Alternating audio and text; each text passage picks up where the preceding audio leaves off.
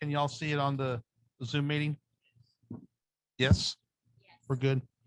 Hi, everybody. I'm Kent Martz. I work for Explore Scientific, but I'm also a member of Sugar Creek Astronomical Society, which is a club that's 20 or 21 years old in Benton County.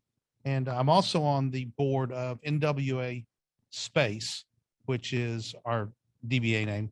And we're working to build a science center in Northwest Arkansas. And as part of that, there's a weird, hang on, start video. I've got a weird, okay, I'm just gonna go on down the road. Let's see, where are we at? Things keep popping up on this computer.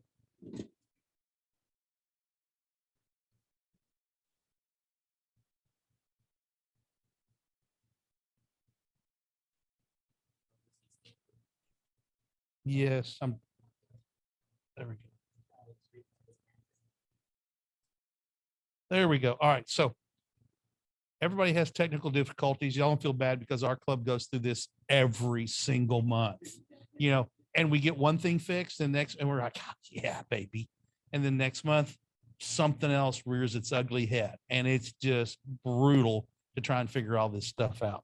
So the PowerPoint is, trials and tribulations or trials and triumphs of restoring a 1911 telescope.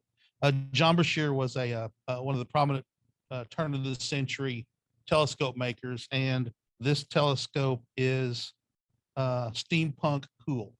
If you want to think about it, it's 1910 technology, roughly 1900 technology. Think steam trains and boiler engines. That's the tubing for the telescope literally looks like a steam boiler, okay, with rivets and stuff. And on your phone, it's gonna be hard, but you see the finder scope on the telescope? Okay, the finder scope on the telescope, if you see it, the finder scope is a f12 5-inch telescope. Okay, so that's the finder scope. Okay, so you really can't get a perspective of how big a telescope is because it's so high up in the air. Now, who's ever seen a big telescope before? Okay, so this is the telescope itself is a 24-inch f18. So the tube is 36 inches long. And it was at Swarthmore College. I can't remember what the PowerPoint is. Here's some pictures of it. It was at Swarthmore College, and they wanted to use the building for another purpose. And the telescope literally had sat unused for 12 or 14 years. The astronomer that was using it had pre-positioned it for wherever he's going to start looking the next night. And he went home and had a heart attack and died. And literally the telescope sat like that for 12 years. And we found out about it. We being NWA Space, we're a 501c3 in Northwest Arkansas. This is not the PowerPoint I built, but it's the one I had. So we're going to go a little bit out of order. A little bit about us. We're wanting to build a planetarium, permanent science exhibits, robotics laboratories, things like that. And there's nothing like that. Y'all have a science museum here, and there's one in Hot Springs, Mid-America Science Museum. But if you do a 2-hour drive to the closest ones are here or Oklahoma City, Wichita, Kansas City, St. Louis, right? And so it fits, there's this hole. If you draw a map of all the science centers and science museums, there's this hole right there in Northwest Arkansas. And y'all are aware of what's going on in Northwest Arkansas.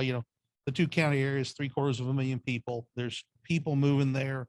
There's organizations working to make a lifestyle improvements in the region. And this fits hand in glove with that.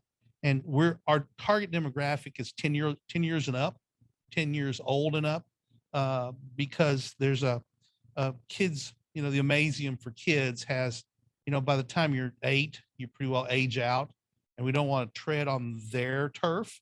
But this is for older kids who can want to do stuff. Workforce development.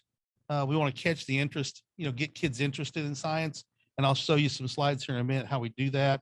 We'll support teachers, curriculum, professional development, field trips.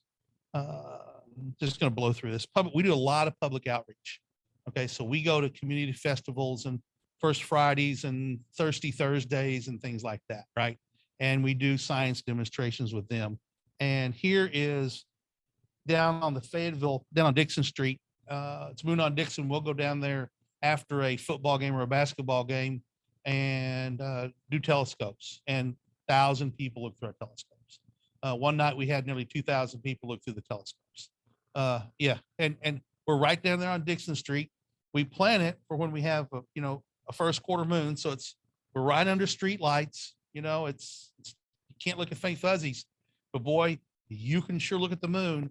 And those of you who have done outreach really know people look at Saturn and you'll have somebody start crying every time. You get 1,000 people, you're gonna have one or two people who have this emotional, visceral reaction and have to go sit down on a brick wall. And they just, it's awesome to see, but it's a weird thing. I mean, literally, you hear them, they'll start weeping, when they see Saturn.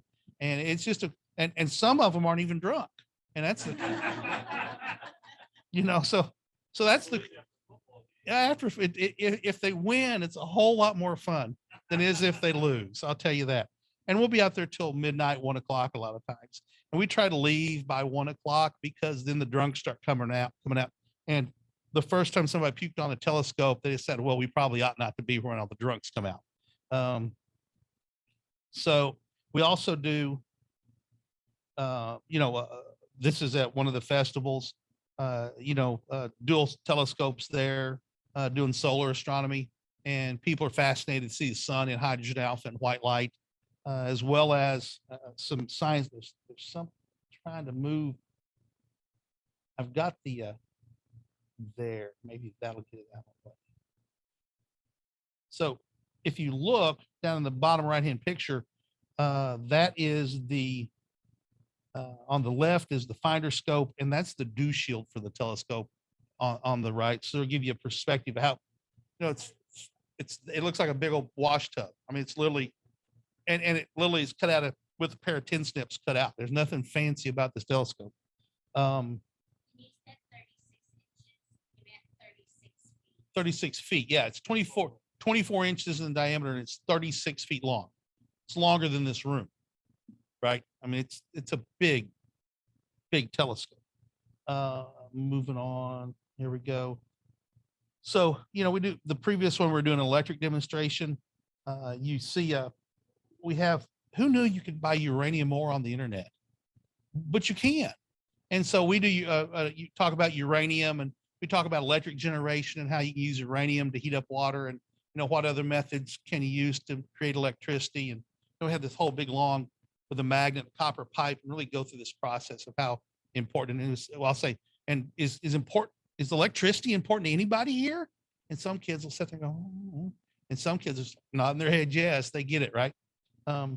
So the kid in the bottom right hand corner, we're doing fluid dynamics, and he's pondering why things are changing colors, and I was sitting there talking to him. I saw him and I went, quickly phone, click, and got him just sitting there just looking at that. I love that look on his face. And that's the kind of look we want to get, right? And this one kid, he just walked up and was in our booth. I looked up, he's got a Moon Phases t-shirt on. And it's like, yeah, we got that kid. And he literally stayed with us for about 4 hours at our booth at this festival. He just stayed there. And we'll have, we get real goofy. We get really, try to engage the kids and not be Dr. Somonex for those of us who had professors in high school and college. And the whole goal is to excite them, right? And we'll have kids whose moms will say, go, come on, John, let's go. And he said, no, I want to stay here. And she'll go, okay, I'm going to go look at the vegetables, the flowers. I'll be back. Come on, John, let's go. No, I want to stay here. And I've had parents probably, I don't know, 10, 12 times, specifically women every time, say something along this line. They'll say, my kid's only done 2 things this long in his or her life: sleep and play video games. And what is this? They hate school because this is fun. We're making it fun. They're learning, but we're making it fun. And that's basically our goal, right?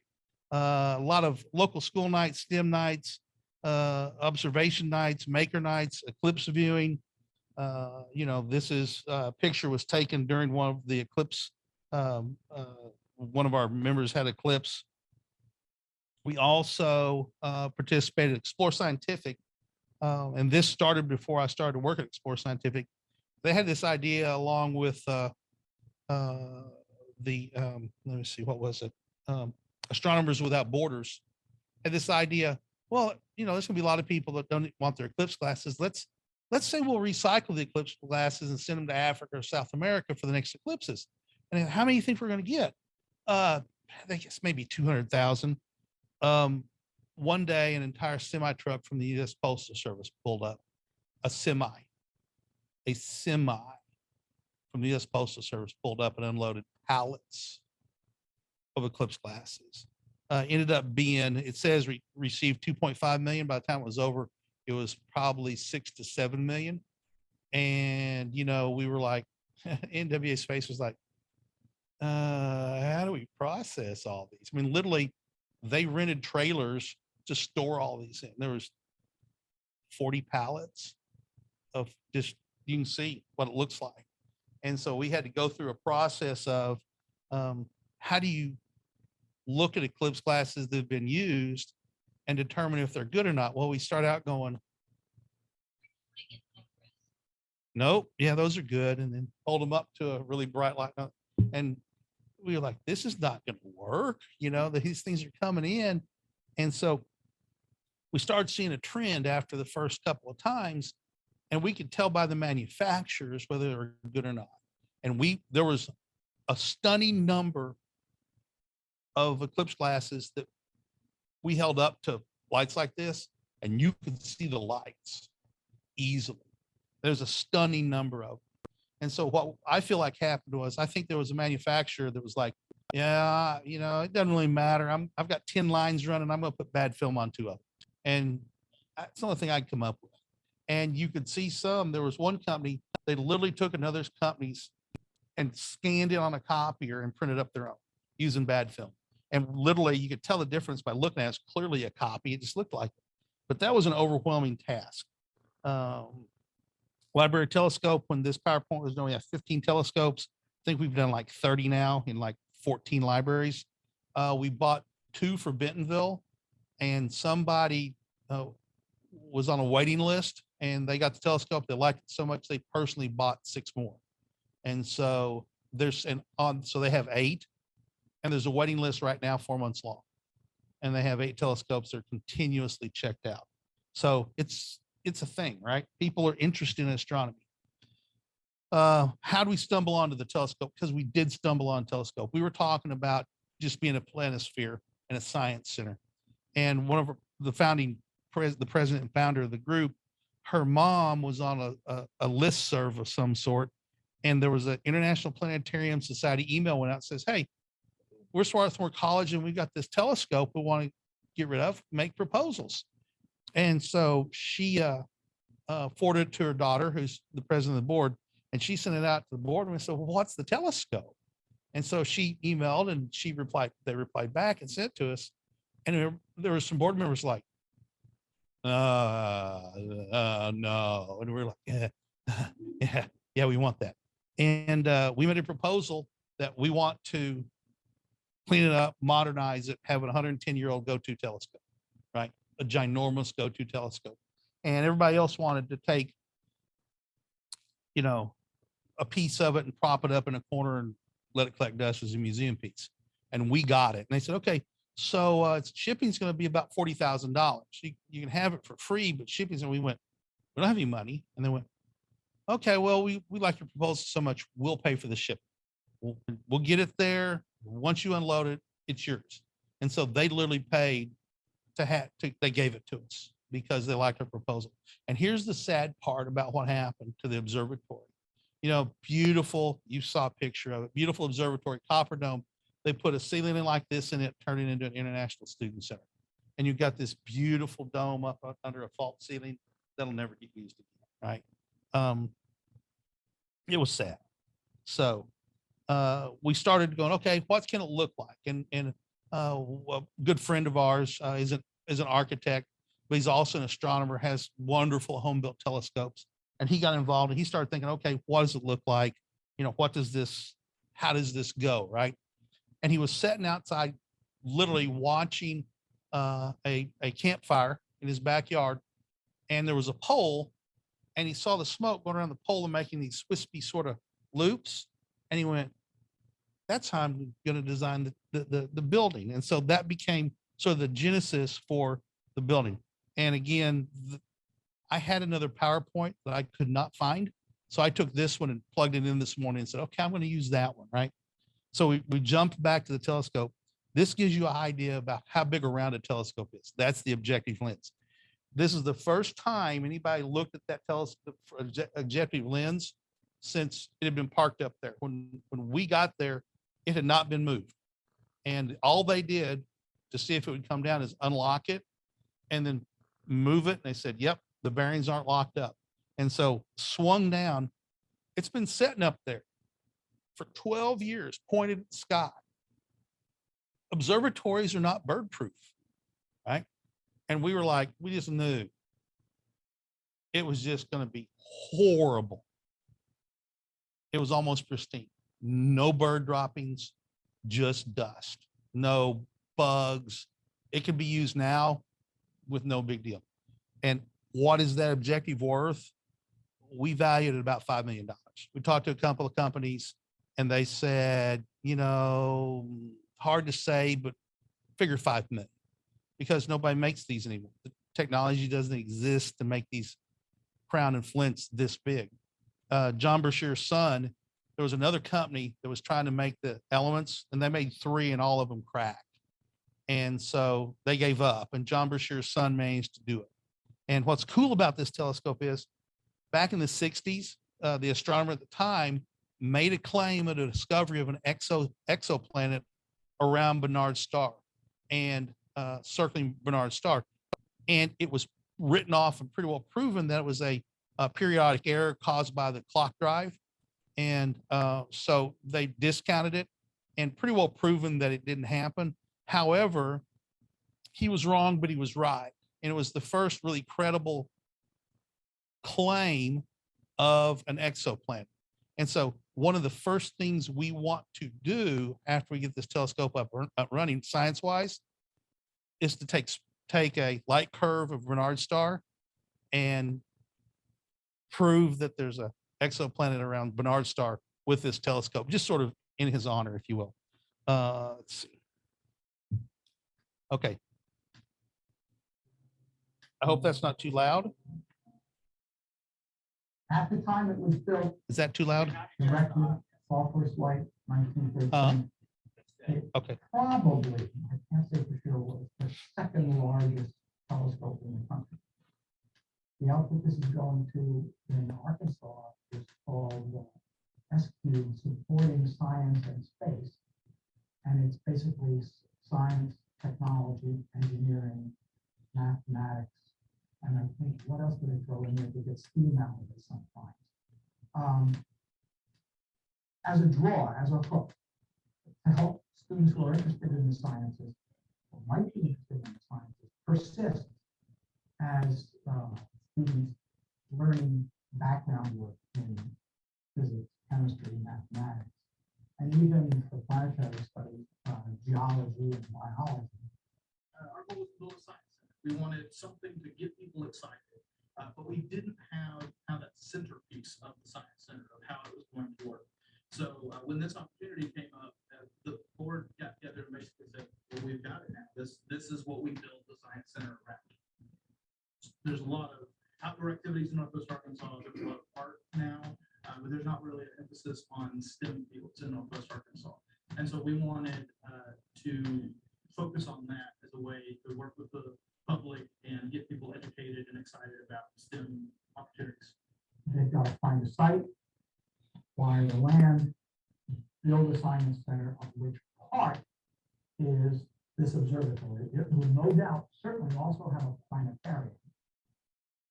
It's a whole lot easier to show people night skies when there are no clouds and no weather, and you can do it in the daytime. It's about time, really, for telescopes like this, which, although they can punch through bad seeing, have done their job. They've spent a century here. They're perfectly capable of doing another century elsewhere in a different environment, in a different clientele, and getting people to say, my God, and look through the telescope. The image of Jupiter shows up as big as the head of somebody who's 10 feet away. Wow. So that was Fred Oberleith. He was an engineer, or is still an engineer at, hang on a bit. He's still an engineer at Swarthmore College. And he was up there walking on the the RA axis. And it's a curved surface covered in dirt and bird poop. And he's just up there walking like it's a flat sidewalk, 6 feet and around. And it's like, it was just stunning watching him walk around on that thing. How do you take a telescope that big apart? There's no engineering drawings. They're gone. They got thrown away in the 60s when they cleaned up. You know, and we were trying, and you watch the video, you saw they were looking inside the telescope in that portal. We were trying to take the top part off, right? And we couldn't get it to come off. And by we, there was 4 guys involved. It wasn't me. There were a rigging crew with a crane. It all had to go out through the slit in the dome. And so they were pulling up on it with 10,000 pounds of pressure, and it wasn't nothing. And all the bolts were loose. There's truss pieces that hold it together this way, and there's bolts that clamp pieces together, and it wouldn't come. It would not budge. They got a jackhammer out, tried to jackhammer it, thinking it rusted together, and it wouldn't come. And one of the guys and I were looking at it, and there was this little port about that big around that you couldn't see. We were up on scaffolding, and I said, "What do you think that port is?" And he went, "I don't know." He said, "Hey, there's a port there. Take that port off." And in that port was a hidden bolt. It was a 1/2-inch bolt. All these other bolts are like this big around. It was a 1/2-inch bolt. And that was a revelation moment for us about how Brashear designed the telescope. Pieces that he didn't want to come apart, he had hidden pieces to make them stay together so you couldn't inadvertently take it apart, right? And so you had to know that port was there. And so that answered a couple of questions about other things that we had. How do you do this? Well, we found this little port down there, and it's like, hey, okay, now we know what that is. That's because there's no reason for that port to be there we can come up with, except that it's holding something together as a belts and suspenders, basically, right? All right, so this gives you an idea of how big those things are. The thing on the left is the right ascension drive. Okay, is the right ascension. It's big, right? It's really big. The thing on the right is half of the foot that bolts to the concrete piece. The concrete piece was 14 feet wide or long, 10 feet wide, and there was a story that said it was 40 feet deep, right? The telescope from the steel pieces, each one of those steel feet, one weighs 9,000 pounds, one weighs 9,500 pounds. They have a different weight to it. Brashear did. Brashear did it. Yeah. Yeah. In Allegheny, Pennsylvania, or Allegheny, New York, like whichever, Allegheny. So those 2 pieces are like a big shoe, and the telescope sits on top of it. Altogether, the thing weighs, who wants to guess how much it weighs altogether? 55,000 pounds. Most people guess 20 or 30, right? The tube weighs about 7,000 pounds. You know, the 2 pieces and the mounting piece that goes on it. You know, getting it apart was a challenge because you have the deck head on the RA. You got bolts that are that big around in this circle, right? And they're 2-inch bolts, and they're at an angle. And all we can do is pull straight up. But you got to pull this way to get it off the bolts before you can go straight up. And, you know, Fred was up there on this little catwalk that's literally this wide, again, covered in grease and dirt and everything. And they were up there, and they'd been prying on it, and they got it almost all the way off, but it just wouldn't go.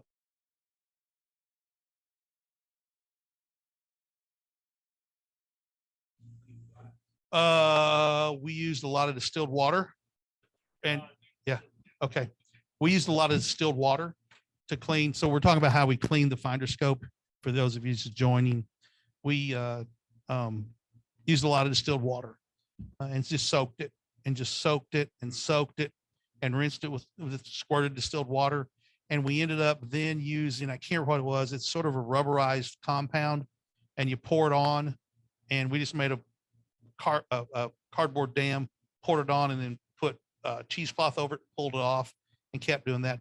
I can tell you this: the first time we handled the two pieces, it was like it was nitroglycerin. I mean, honestly, we were scared to touch it. And after going through the process, I'm comfortable doing it again. The problem was when we took the spacers were 3 pieces of paper, little pieces of paper. We have no idea how thick they were, because when we took it apart, it had already been soaked in water. And so we just took, it looks like notebook paper, and stuck it back in there. Okay, we got it done. It had 7 coats of paint on it. The first 2 layers are lead-based paint. One of them is a milk protein paint. Has anybody ever tried to refinish something or strip something that has a protein-based paint on it? It's brutal. I mean, it's stuck good. And it was a challenge to clean it off. And, we're trying to use PPE and, and it was a challenge. And we've cleaned off portions of the cabinet. They all have 7 layers of paint on them. And, it takes 5 hours to patch that big. And the insides are full of hard grease and but everything moves. Right. So we're debating steel, rolled steel, riveted steel. Yeah. Yeah. And it's stiff, but it's also heavy. All right. So is this mic on? Okay. So I've been talking for a long time here. Okay. Well, I appreciate that. Yeah, I'm trying to, nope, is it on the desktop? Dude, I can talk forever. You give me a beer, I'll talk for 2 hours.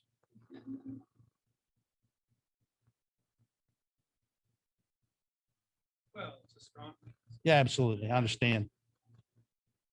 Okay, so I'm gonna just jump forward. What time is it? Been doing this for an hour now. Okay. So, it's a challenge to work with. I'll let you do it. That's there. Technology is great.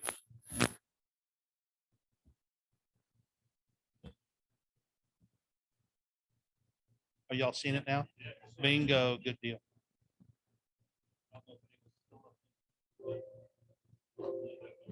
Okay, so let me just power through the slides real quick. There we go. All right. So, back to the original picture. Those 2 cabinets are this tall, right? You see that door? That door is this tall, right? That door is that tall. And there's steel grating there. If the steel grating comes out, you fall down to the bottom of the telescope. And so they welded it in. I don't know, somebody, if they were afraid somebody was going to prank somebody and pull it out and say, hey, would you go in there and hand me the left-handed, crescent wrench, and have them fall through to the bottom? I don't know, but you can, yeah, some people don't get that. I gotta ask you. Sure, go ahead. You mentioned earlier about the historic. So forth.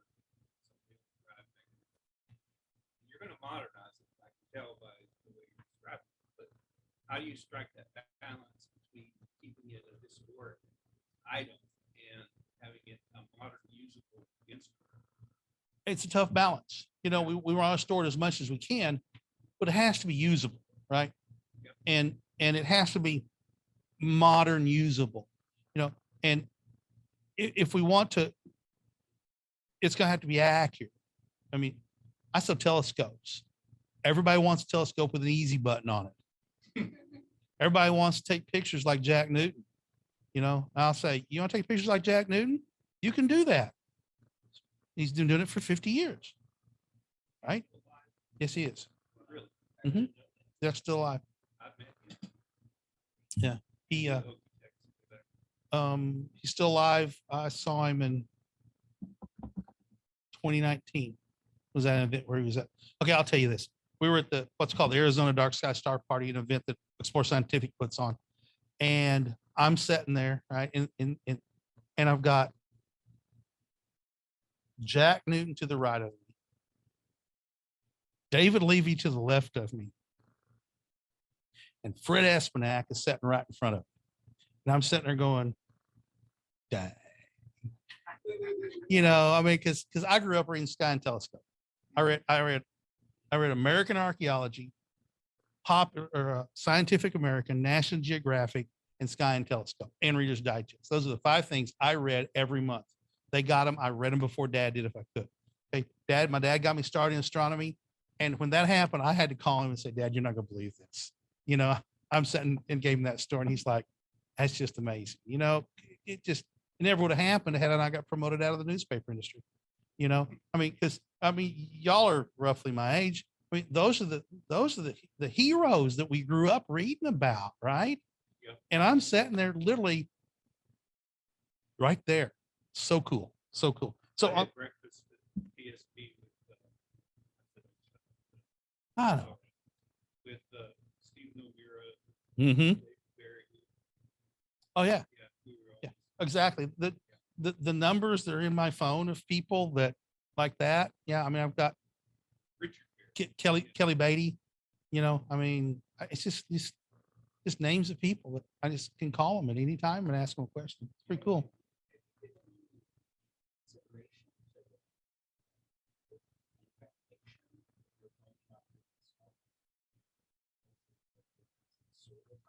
Mhm.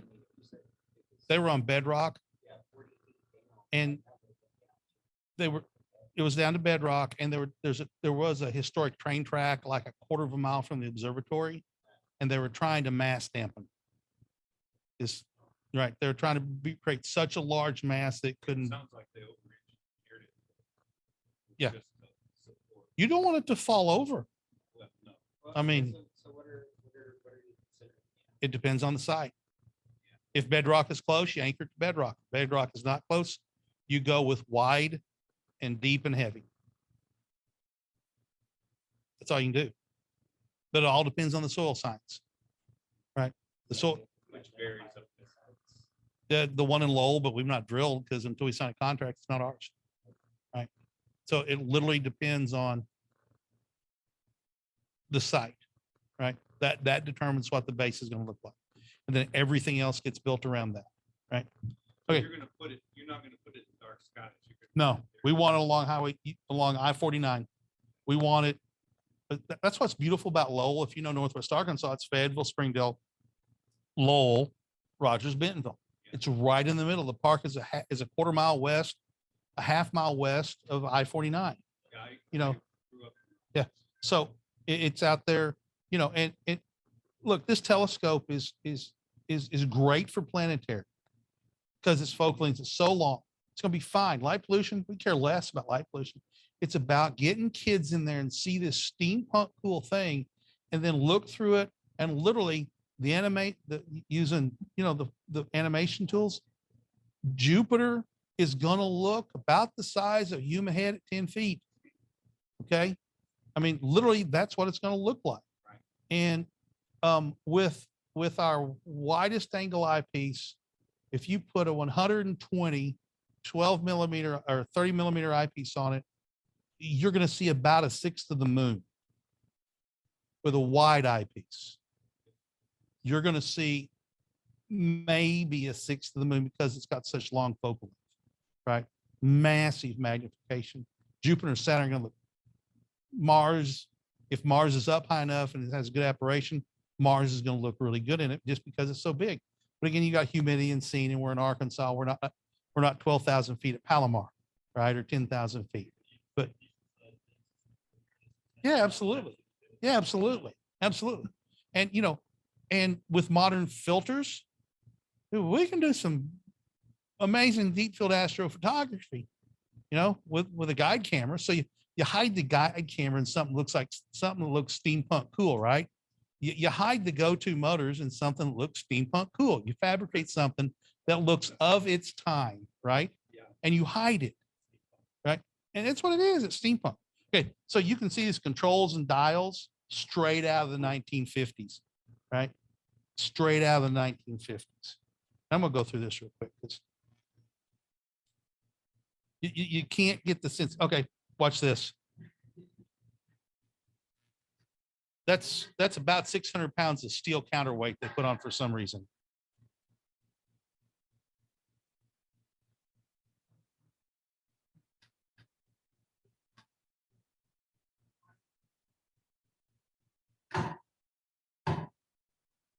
When in doubt, hit it with something hard.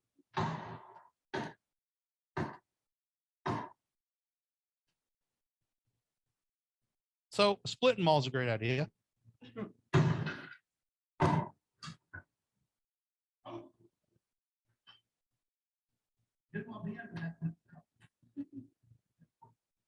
So, sometimes you just have to hit it with a hammer, and moving this piece right here, the center of gravity is about 2/3 of the way, or maybe 3/4 of the way one way.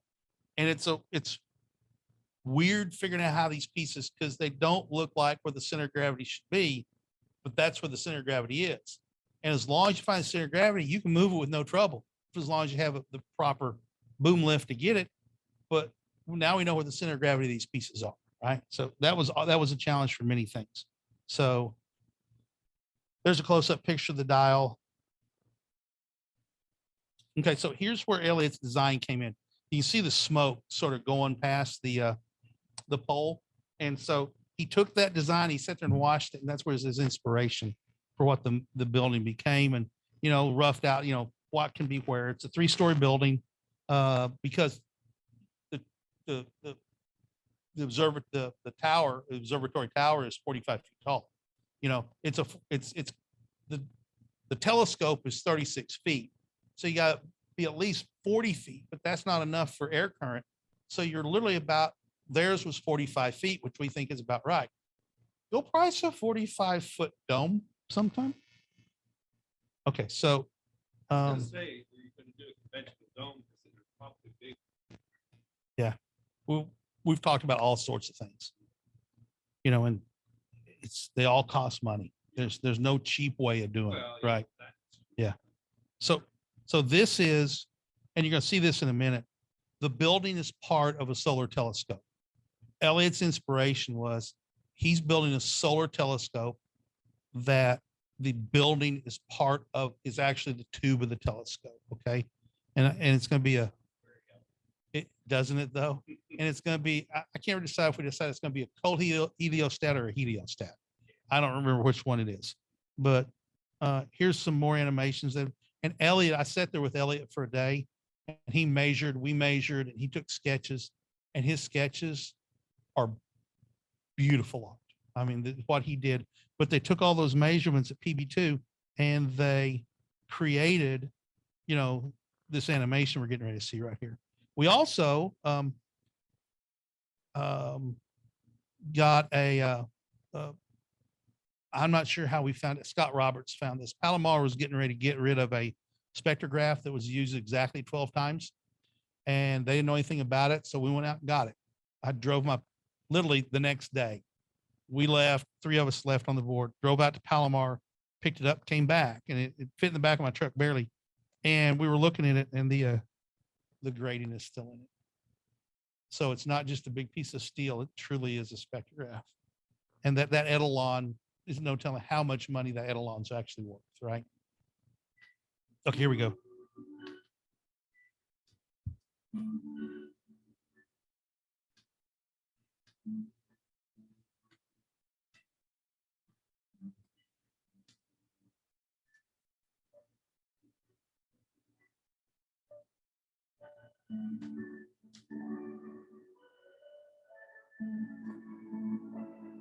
Now this is sped up 2x because it took 3.5 minutes to run.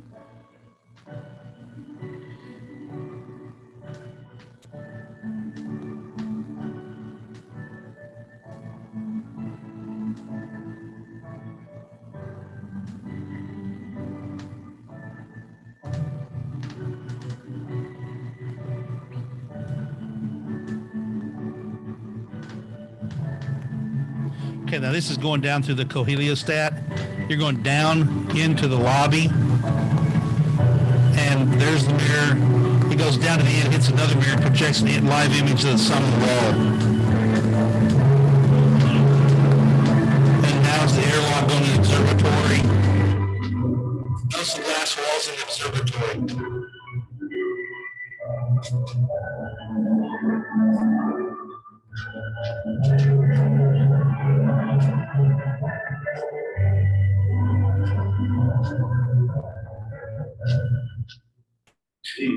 That was a lot better than for another minute and a half of that. So that is pretty cool.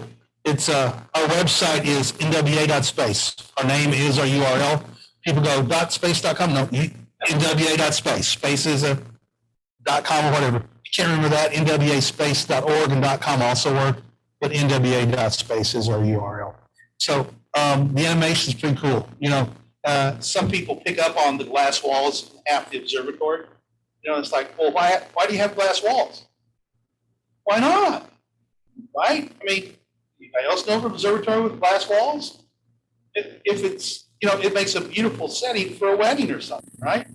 If you want to have glass walls open and look out over the countryside or whatever's out there, and they make these things called curtains, you know, but it's going to be light blue sky, so it doesn't really matter, you know? So, you know, our plan is to have an observatory with half the walls being glass, right? And, you know, it's going to be much larger than this, but this gives a sort of a feeling of what we're trying to do, right? It's quite a challenge. It's a huge undertaking, you know, to come up with the funding for it, you know, and then get down into the nuts and bolts design. If we could find a place to put it, there's a couple of Rotary clubs that have, you know, one of them, I'm a former member of the Bella Vista Club. All the older guys and ladies in the club who are retired are just waiting for me to tell them, come start working on it. You know, they want to degrease it. They want to take it apart. They're willing to strip it down. You know, we have lots of people who want to come work, but we don't want to move it again. You know, we want to move it one time and that's it. Because every time we move it, one strap breaks and it's gone, right? Now the lens cell's out. The lens cell is not in it. It's stored in a very secure location in the back of somebody's closet. Because we tried a couple places, they didn't want it. They didn't want to insure it. They were like, we're not touching it. We thought potentially, and I need to renew this conversation with a certain large museum in Northwest Arkansas and have them displayed as a piece of art. But all it takes is one kid or one adult, you know, and it is magnificently beautiful. It's brass. It's actually red brass.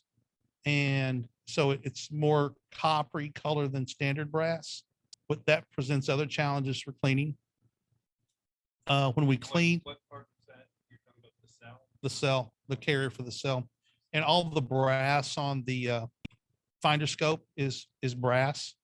There was a fingerprint in the brass, and when we cleaned it up, it took hours and hours and hours of buffing and cleaning compounds to get the brass up to looking like brass again, because it looked like, you know, how copper gets that patina on it. This had a brass patina that looked like that copper patina, almost not as green, but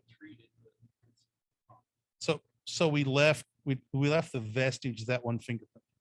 You know, we left it. We said we purposely did not clean that fingerprint off completely. You still see that fingerprint that's been there for who knows how long, you know, and somebody touched it with something on their hand that literally etched it in to the, you know, and it's pretty cool. You've been to OpenText in recent years. There's a guy that drags them out. No, I've never been to Okie-Tex. I've been out there personally viewing, but I've never been to Okie-Tex.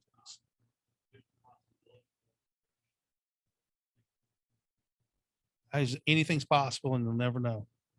I like to think something like that. Yeah, but you'll never know unless you find a known fingerprinted Brashear and go figure that one out, you know? I mean, yeah, so it's quite a chore. It's a very exciting proposition to be part of something that if we can pull this off, is going to be a science inspiration to generations of kids for the next 100 years, you know, and it's just, as long as you take care of it, treat it like it's precious cargo and don't do anything to damage it, you know, there are going to be people, if looking through a 16-inch light bridge makes people weep, imagine what looking through the first telescope you ever looked through is Saturn through this thing. What's that going to be? What's that emotional reaction going to be? But yeah, we want to put it right in the heart. You know, we don't want to put it out. Sure, we could put it out in the Ozark National Forest somewhere, and then everybody's going to have to drive 50 or 60 miles to get there. And if you're trying to educate 10, 11-year-olds, that's not going to happen. You know, it's got to be accessible. It's got to be right on I-49. It's got to have good access. If I had my druthers, I know exactly where I'd put it, but you know, you want to be exact. If you, the best thing, You're wise. The Aerospace Education Center here, they put it out by the airport for various reasons. From the convenience of getting airplanes in. Right, right. And that pretty well killed it. Yeah. You know, And, you it gotta needs get to be it. right downtown. Yeah, you gotta get to it. You know, if you can be right on the bypass, you don't have to advertise as much, right? I call it the bypass, I-49. You get it right on the I-49 where you can see it. People are going to come. You get a half mile off, they can't see it. Now you have to advertise it, you know? And so the right people, the right pocketbooks, it could go lots of places right on I-49. You know, I mean, we've had conversations with large donors, but it's like planting seeds, right? Not all your okra is going to come up, but if enough seeds come to fruition, you're going to have okra, right? So it's about planting seeds, a whole lot of seeds. And you never know when one of those kids is going to walk up and be the grandkid of somebody who lives somewhere else. And he tells granddad, and granddad writes a check, right? For a chunk of it. Now, I will tell you this. This is Dustin Masterson, one of our board members. He's our showman, does a lot of this show stuff. He was, we were doing a farmer's market on Saturday morning in Bentonville. And these two people walk up and I said, hey, Sheila, hey, Lynn. And they're talking, I said, oh, what are you doing? And so he's launched in, you know, this speech, right? What he sells to everybody. And this one lady, Lynn, said, where are you going to put it? And he says, well, you know, if you know somebody can write us a $50 million check, we'll put it, you know, where they want us to, and we'll name it after them. She said, oh, that's great. And they talked a little bit and walked off. And I leaned over to Dustin and says, Dustin, you know who that lady was? He went, no. I said, that was Lynn Walton, Jim's wife. And he went, so, I mean, it was funny, you know, at the time. I mean, Which Walton was Jim Walton, it was Lynn Walton, Lynn with an E Walton. it? Yeah. It was, I think Alice funded the museum. yeah, Alice funded museum. Yeah. And, you know, over the years, there's been, you know, the Hunts and the Tysons and the Waltons have funded a lot more than we all know about. Oh, yeah. Because a lot of things they do, their name never touches, you know? Well, and you're competing with those folks with their money. And we're competing with people who just expect them to do it. Right. I mean, I think that's part of the trouble. You know, we live where the roads are all paved in gold, right? So they should just write a check. And that's not what we want to do. I mean, if somebody wants to write a check, yeah, thank you very much. But, you know, we want this to be, you know, people doing it, you know, and not being the gigantic foundations that, you know, can just make things happen. You know, we want this to be a community project, you know, but at the end of the day, money is the grease that makes the world go round.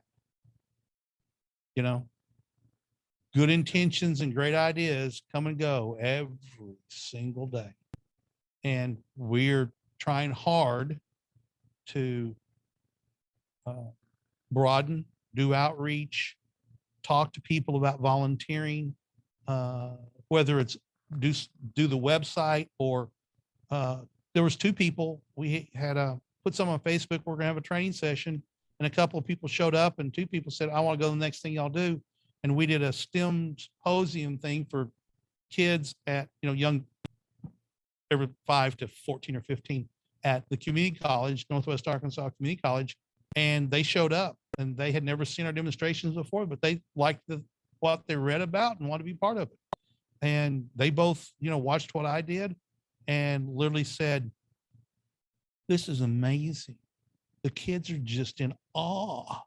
I'm like, yes, ma'am. She said, the parents, watching the parents' faces just more fun than watching the kids' faces because the parents get into it too. And so they both got up there and did a part of the demonstrations and just excited, to come and do something.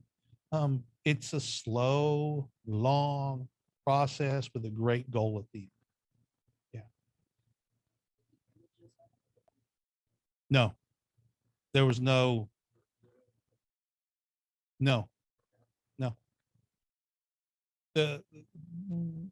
We didn't have time. We had to start taking it apart. I mean, literally, they checked to make sure that it wasn't frozen, and that was it. Fred Oberleaf literally unlocked it and grabbed a handle and went like that, and it moved. It perfectly balanced, still moved. He said, "Okay, yeah, it's moving on both axes." Somebody did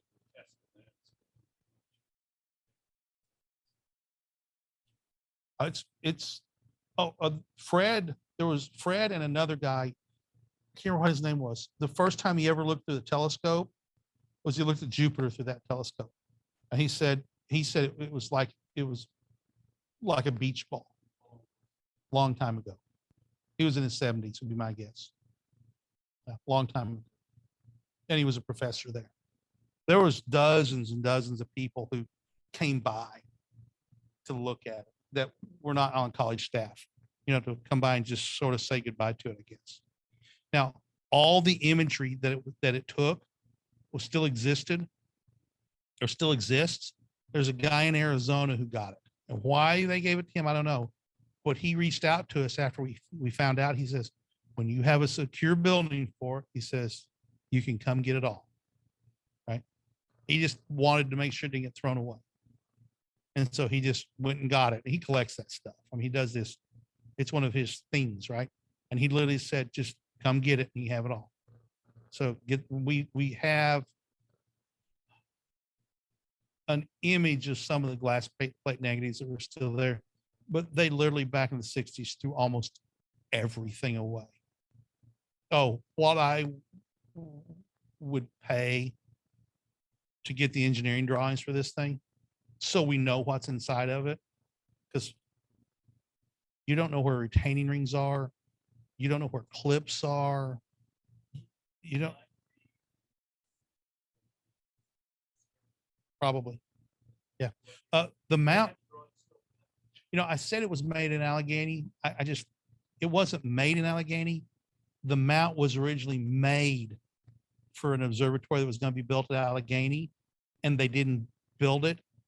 And so Allegheny is like 2 degrees north or a degree north. And so they had to fabricate a wedge for it. And literally all they did was drive a couple of pieces of steel into it, and that was it.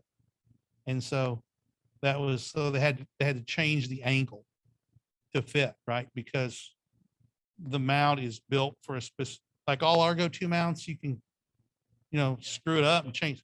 You don't do that with this one. There's a good chance somebody somewhere kept a lot of drawings from the plan. If you finding them be the hard part, somebody.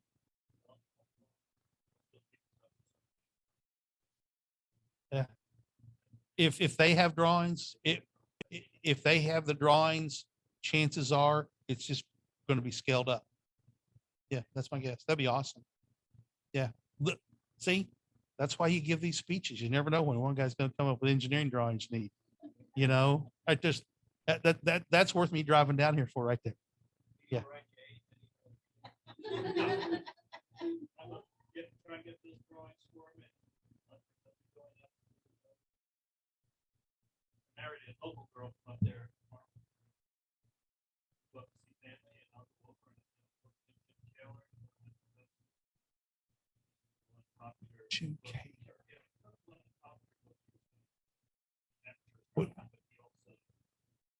Yeah. I'm thinking we had Dan Kaler, who was he was the collections manager at Yerkes, joined our board. And he was going to move down here. And actually 2 board members and he went out to the facility in North Carolina. It's a school district based astronomy program. Can't think of the name of it. If I said it, y'all would probably recognize it. Anyway.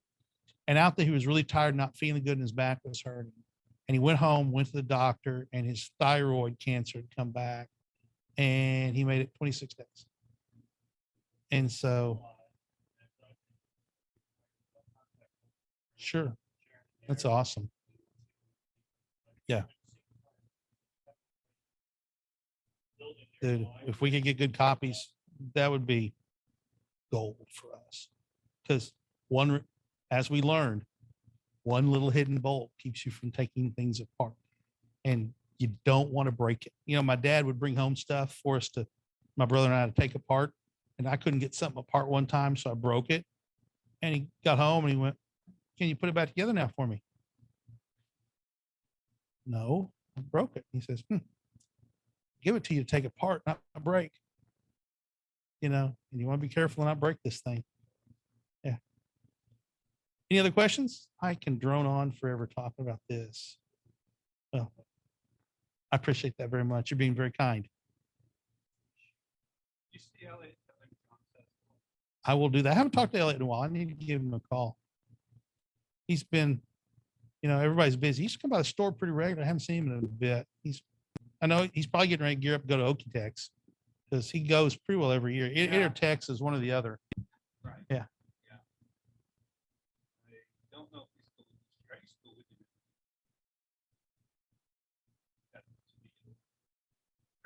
It's a long drive. West Especially here. it is from Springdale when it's one road. You get on 412 and just keep going, basically. It's a long ways out there. Yeah, Elliot and I were at a truck stop in Diamond or somewhere. out Yeah. there. And, That's the last gas station, basically. the guy got to talking to us. He said, "Well, we're heading west." He says, "Well, where are you going?" I said, "Well, we're going past Fort City." And Like there's nothing past Boise except Colorado, and that's the end of the earth. Fall Yeah. off. Any of y'all ever been out there before out in West Oklahoma?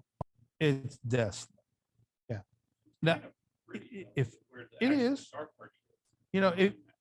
if you've never been to a Nebraska Star Party, which is going to be in July, mid-July next year, Nebraska Star Party's a nice star party. It's hot.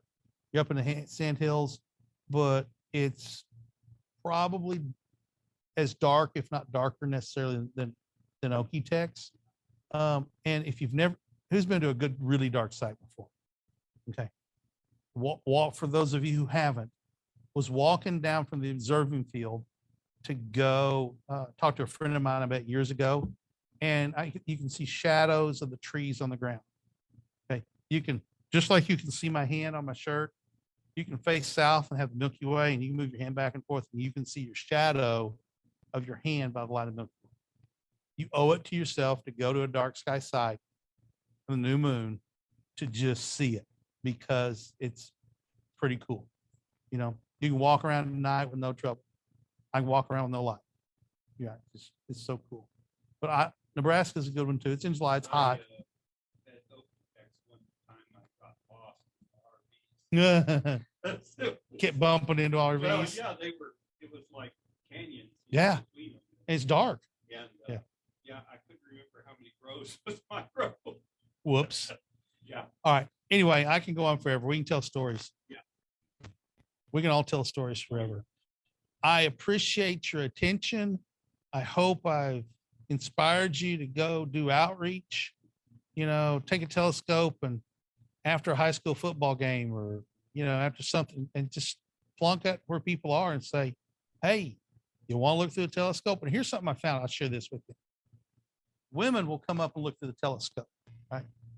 Men, not so much. And there'll be groups of 4 or 5 guys and women, so 10 people. And the women will come up and they'll look at the telescope and the guys are just sitting over going, no, I'm good. It's cool. And I'll sit there and I'll start flirting with the ladies a little bit. And I'll look over the guys and I'll say, hey guys, telescope's apparently a pretty good wingman because I got your hair. And it just makes them so mad. So anyway, have fun with it. If you want to come up and see it sometime, reach out to me. I'll take you out and roll up the doors and show it to you. It's just like it was, just in a different place. But it's hard to comprehend how big a telescope is, this big, until you get down next to it, walk along, touch it. How some of you have. It's a big old beast. I look forward to that first light one day. Be the second or third, probably third person look through it. Or I'm not going to be first because Dr. Ald will be first. There's 3 of us going to play draw straws. So we go second, third, fourth. It's, the ones who are doing most of it. But just funny. Somebody's mad. Dude, really? I'm sorry. Okay, no problem. Now you have a program for next month. So you driving, so you driving back tonight or? No, my sister-in-law lives West Little Rock. So, yeah.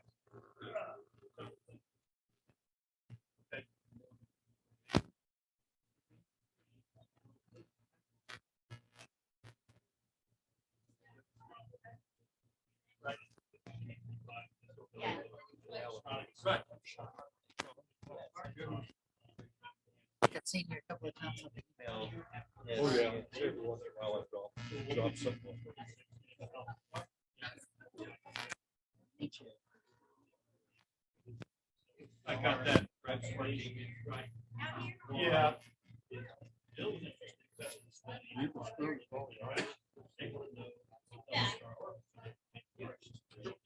Yeah, I remember seeing some.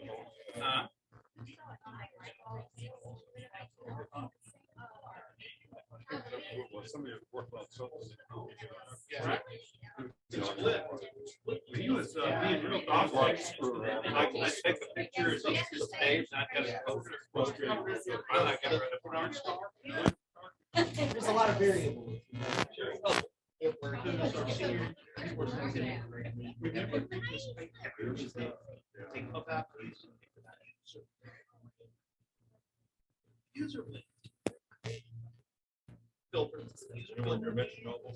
It's like a elegance or whatever. I know, John.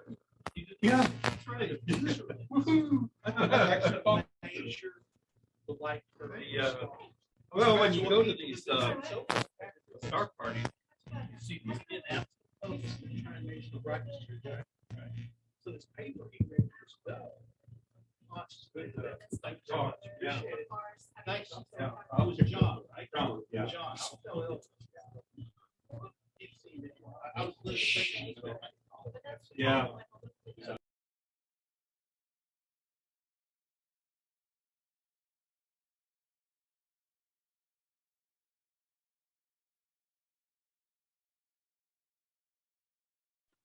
Well, I guess that's it for tonight. Join us again next month. We'll have another meeting. Good night, all.